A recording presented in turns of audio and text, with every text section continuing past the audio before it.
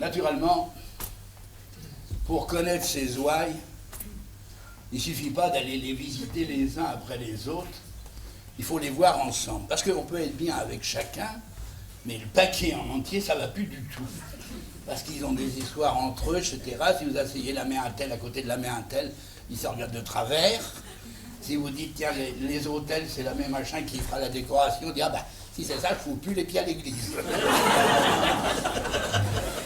C'est pareil pour les élections. C'est pareil, c'est aussi important, vous savez. Moi, j'ai une fille que j'ai interviewée et je lui ai dit, tiens, tu vas voter. Elle me dit, mais il y a une chose que je ferai sûrement, je ne voterai pas pour Alfred. Je dis, pourquoi tu ne voteras pas pour Alfred? Il a écrasé mon chat. Vous voyez, les sentiments politiques chez nous sont très assis. Alors, naturellement, j'ai voulu créer la communauté un petit peu. Et je me suis dit, au fond, tous ces gens, si on les mettait dans un même car, si on allait quelque part ensemble, si on sortait du village, peut-être qu'il y aurait une autre ambiance. Alors, je monte en chair. Et je commence un sermon, mais le sermon du jeune prêtre, vous savez, qui veut tout dire en même temps. Au séminaire, on vous en apprend tellement, on dit qu'il faut débiter tout ça pour qu'ils le savent. Et les gens, il ne faut pas leur dire trop à la fois, parce que ça rentre difficilement. C'est pas parce qu'ils sont belles, mais parce qu'ils écoutent point. Hein. On a tellement de travail, on pense à autre chose. Hein. Alors, là, je monte en chair, et je leur dis, mes frères, il y a eu la guerre. Le bon Dieu a été bon. Les bombes sont tombées sur les autres, et vous n'avez pas reçu. Il faut savoir dire merci. Il y a eu les restrictions, ça vous a plutôt aidé à vivre. Alors, de tout ça, il faut savoir dire merci au bon Dieu. Alors, si vous le voulez, on fera un pèlerinage à Lisieux, on partira telle date, et je donne la date. Et j'indique aussi le prix, si je me souviens bien. Je rentre au presbytère, le lendemain, les 3 dames qui venaient à la messe tous les jours s'inscrivent tout de suite, ils ont cru que c'était obligatoire. Et puis, après, plus personne. Les jours passés, personne ne s'inscrivait. Alors je commençais à être inquiet, je me dis c'est quand même malheureux, connaître un échec la première fois où on fait quelque chose, ça me faisait mal. Puis ma mère me secouait un peu, elle me dit tu ne veilles pas, tu gabillonnes l'argent du presbytère, déjà pas un sou pour bouillir la marmite. Et puis l'instituteur est venu. C'était un vieil instituteur qui revenait de captivité. Et il me dit, mais vous faites de la bile pour votre pèlerinage, quoi. Il y a de quoi? Ben, il me dit, vous avez tort. Vous savez pas qu'ils vont tous venir, puis vous n'allez pas avoir assez de place. Il dit, comment ça? Ben, il dit, c'est normal. Je vais vous expliquer. Vous êtes jeune. Il y a à peine 1 mois, 2 mois que vous êtes là. Et puis vous annoncez 6 semaines à l'avance le prix d'un pèlerinage. Vous croyez qu'ils sont sûrs que vous allez le faire et qu'ils vont verser l'argent à l'avance? Ils vont attendre le dernier moment, ça n'a pas manqué. La veille et l'avant-veille, le presbytère était plein. Tout le monde lui parlait, monsieur le curé, n'ayez aucune crainte, dès que vous ferez quelque chose, on sera derrière vous. Remarquez, il n'y en a aucun qui a dit qu'il serait devant. Hein. Alors, il y en a un quand même qui a fait la remarque, qui a dit, vous avez dit le jour, mais vous n'avez pas dit à quelle heure on part. Bon, j'ai écouté Lisieux, il n'y avait pas de pont à l'époque. Lisieux, en partant à quart moins de 8 heures, ce sera bien. On dit, non mais vous ne riez pas, d'un point à coup grosseur, on part à 5 heures. À 5 heures du matin, dites, mais attention, c'est qu'à cette époque-là, il y avait encore les restrictions, on a eu les restrictions jusqu'en 47, les cartes. Ils se sont dit, on s'en va comme ça, mais on aura-t-il quoi à moitié de l'autre côté? Alors ils ont pris des paniers à beurre, ils ont mis du rôti, du poulet, tout ce qu'on peut imaginer en campagne, du pain blanc, et puis on a mis tout ça sur le car, il y avait quoi à moitié pour 1 mois. On est parti. On est parti, pour vous dire les choses, les curés m'avaient dit, tu sais, tu es gentil, tu essayes de faire quelque chose, c'est bien quand on démarre, mais sois pas plein d'illusions, ce sera très religieux, ça sera pas religieux pour dessous ton truc. Mais ils connaissaient pas mes gars de Watteau. À Watteau, c'était pas comme ça, ils sont montés dans le car, ils sont assis dans leur fauteuil, ils se sont calés et pas un mot. On serait cru à une retraite de premier communion. On a descendu, on a passé Boulbec, pas un mot. On a passé Lillebonne, pas un mot. J'étais dans l'admiration et presque ému quand on est arrivé à la cale du bac de Quillebeuf. Là, il a fallu descendre. J'ai bien remarqué qu'ils s'agglutinaient autour de mai. Puis il y en a un qui a regardé le bac qui venait de l'autre rive et dit « Eh, solide ces bateaux-là !» Il y en a quand même qui ont coulé en 40. Il y a un autre plus optimiste qui dit « Oh, s'il arrive quelque chose à le tuer, on passera mieux là-haut. » On est monté sur le bac.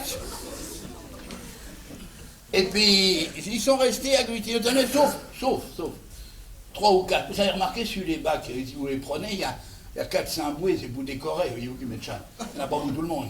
Alors, il y en a quelques-uns des miens qui ont dit, au fond, il n'y en a pas pour tout le monde, donc ça c'est plutôt pour en mettre un autre. Alors ils se sont mis au garde à vous à côté de leur bouée, en disant, hop, je plonge. On a traversé des fonctionnaires qui font marcher ces trucs-là. C'est déjà dangereux, au lieu d'aller tout droit, ils remontent pour redescendre. On a heurté de l'autre côté, le car est descendu, eux aussi, puis mais derrière, un peu essoufflé. Quand je suis arrivé sur la petite place de Quillebeuf, il y avait le car, il y avait le chauffeur en blouse blanche avec sa grandpette, et puis j'avais plus de paroissiens. Alors je me suis approché du chauffeur, je dis mais où sont-ils? Tous à l'hôtel de la Marine. Alors là, j'ai mieux vous dire, il y avait un brouhaha, les paniers commençaient à s'ouvrir, on attaquait de tous les côtés. Il y en avait un dans le fond qui m'a vu arriver et flanqué comme j'étais, qui disait « Mais monsieur le tué, vous avez l'air d'une pouque vide, on évoquez quelque chose !» 1 heure qu'on est resté là. Après, on a rembarqué tout. On allait partir quand on s'est aperçu qu'on avait oublié une grand-mère dans un fond de couloir. Et puis là, on est arrivé de l'autre côté de Lyon. On y était, mais sur la hauteur de l'autre côté de Lyon. Vous savez, il y a quand même des choses qu'on devrait apprendre aux gens.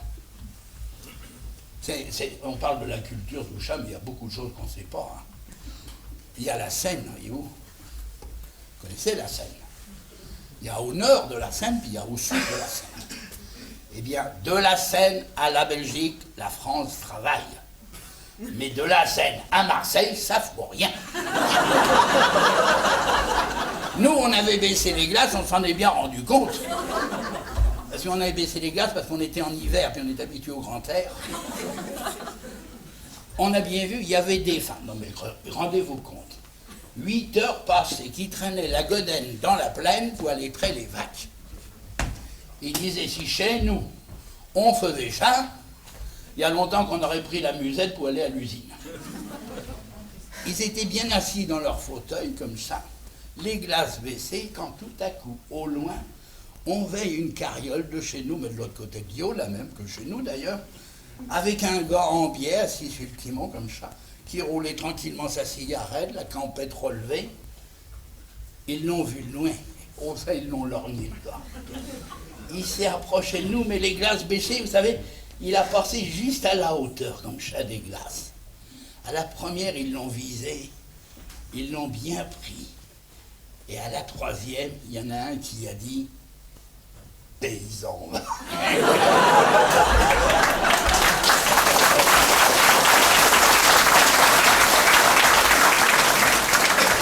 Après, on est arrivé à Cormeilles, et bien là, le car s'est arrêté tout seul. Il y avait un café. Ah, ils sont descendus, c'est le dernier qui m'a dit juste un petit coup de pied au curé, rien du tout. Moi qui étais resté assis à côté du chauffeur, j'ai médité un peu, je me suis dit, moi qui connais un peu Lisieux avec tous les cafés qu'il y a, ils sont capables de me faire un chemin de croix avant la messe. Alors, j'ai dit au chauffeur, le Carmel tout de suite. On est arrivé au Carmel, ils sont descendus, quelques-uns sont rentrés à l'intérieur pour voir comment c'était, puis les autres ont roulé une dernière cigarette avant de supporter la messe. Et puis ceux qui étaient rentrés, ils ont été vers la petite, comme ils disent, qui était dans l'aquarium, là, vous savez, là. Ils disaient, la gaieté comme chat, il dit, on se veille bien qu'elle est partie en longueur, elle n'est pas minée. Puis ça les gênait parce qu'elle n'était pas forte. Il faut savoir qu'en Pays de Caux, la sainteté est au poids. Là, quelqu'un qui est maigre, ça n'a pas de vie, là. Et puis, vous savez, il y a une chose, c'est que le Cauchois a le sens du sacré, le respect des lieux religieux. Eh bien, je vais vous dire, ils étaient choqués. Dans un lieu pareil, il y a des gens qui ne savent pas se tenir.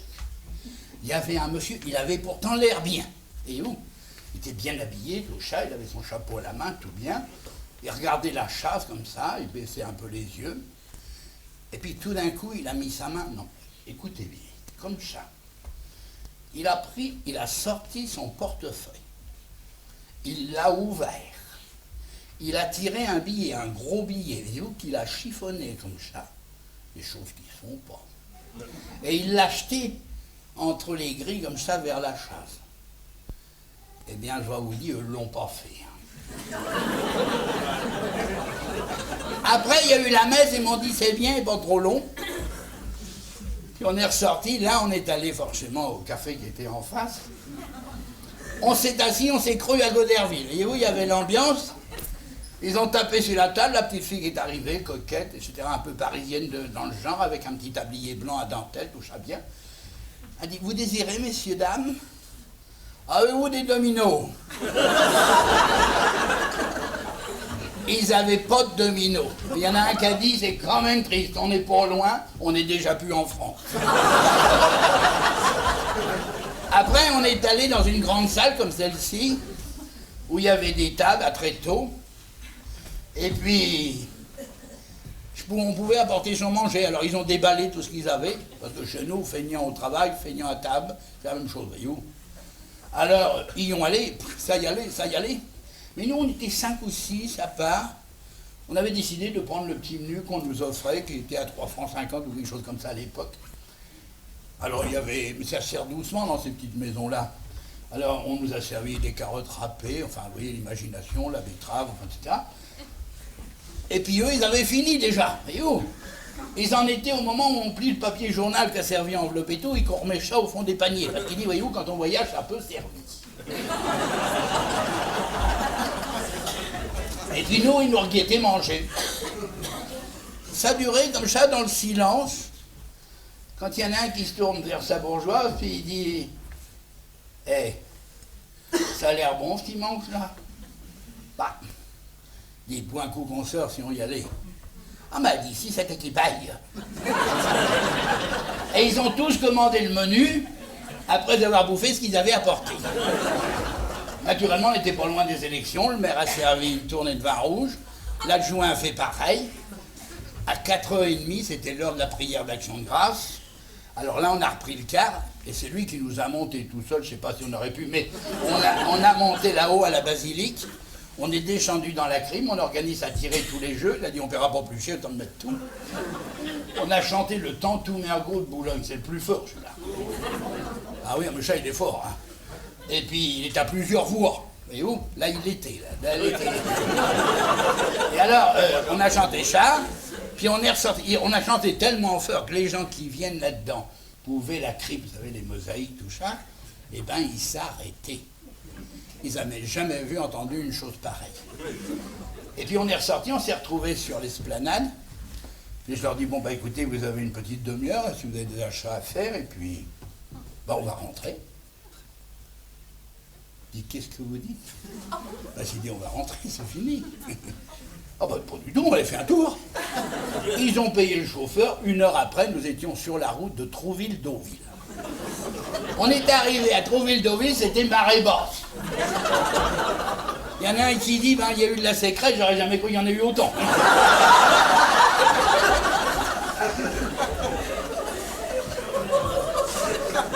Il y en a un autre qui a dit, eh les gars, il y a de l'eau, si on se lavait les pieds. Ils se sont déchaussés sur les planches à Deauville. J'ai gardé les godasses et ils sont partis, eux, comme au Sainte-Marie-de-la-Mer, les femmes retroussées, les bonnes gens en chat piétinant, galopant et clapotant. Ils sont allés jusqu'à la mer qui était à 200 ou 300 mètres. Elles priaient le bon Dieu qu'ils reviennent tous dans les camions. Ils sont revenus, mais pas tout seuls. Vous avez fait ça, vous avez marché, clapoté dans l'eau, comme ça, perdu sur le sable. Il y a le sable qui colle. Hein, vous avez essayé de passer vos bas ou vos chaussettes? Ils essayaient, mais congestionnés comme ils étaient. La seule chose que je peux vous dire, c'est la seule prière sincère qu'ils ont fait ce jour-là. Ils juraient comme des gens. Ils sont remontés dans le car, on a tourné et on a pris la corniche, la route de la corniche. Au loin, on voyait Le Havre, ou du moins ce qui en restait. Et puis, c'est dans la côte. On m'a tapé sur l'épaule. On m'a dit, monsieur le curé, on veut vous remercier parce que ça, c'est de la religion. C'est bon. Alors je lui dis, si vous êtes content, c'est le principal. Ah, mais non, pas comme ça. On passe-t-il par une peur? Par ronfleur, pardon. On passe-t-il par ronfleur? Bah, j'ai dit oui. Puis vous savez, ronfleur est une très jolie peur. Il y a le vieux peur qui a inspiré beaucoup de peintres. Et puis, il y a l'église Sainte-Catherine avec ses 2 nefs en bois. Un ouvrage merveilleux des charpentiers du XVIe siècle. Ah oui, et pour la commode, la meilleure rocaille.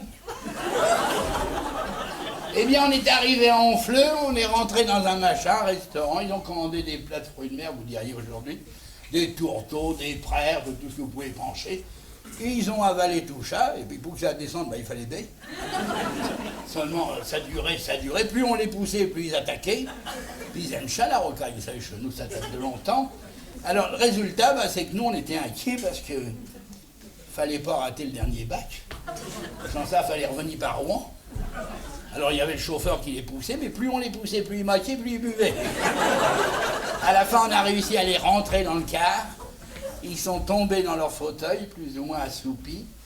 On a roulé, on a continué, on a eu le dernier bac. On l'a eu. On l'a passé. Ils ont passé de l'autre côté de l'îlot. Et cette fois-là, ils n'ont pas eu pu parce que tous dormaient.